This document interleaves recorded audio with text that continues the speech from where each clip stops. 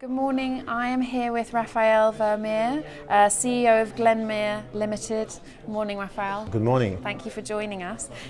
So we're on day 3 of the conference of Oil and Money. Could you tell me what your main impressions have been of the conference thus far? Absolutely. As always, Oil and Money to me is in my calendar for many months in advance. It's very, very well attended, extremely well organized.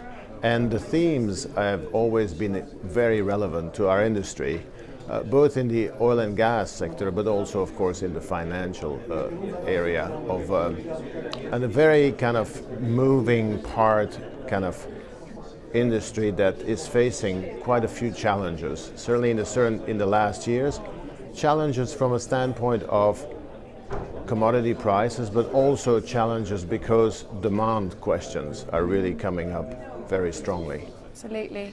And I mean, so the theme of this year's conference was in fact adapting to uncertainty.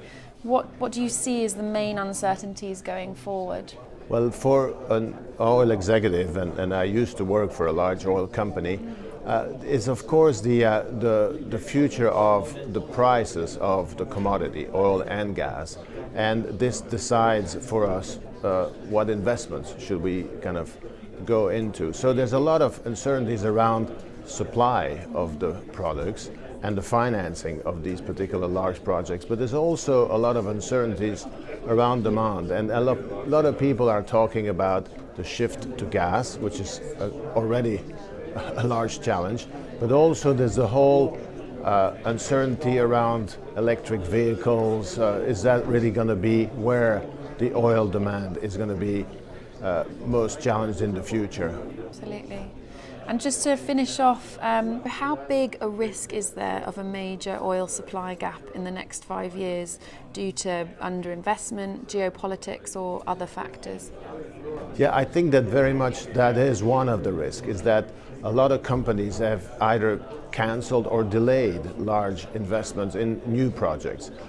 There has been, of course, also a kind of problem, or at least challenge, around political risk in certain areas, or certainly decisions that have been made by certain countries around the Middle East. And this has created yet another risk for investors, let it be either oil companies or financial institutions. So very much tense.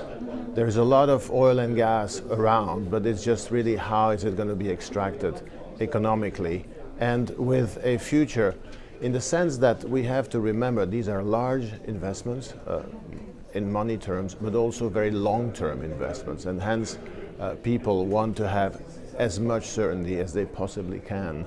Absolutely. Well, thank you very much for your time, You're welcome. Raphael.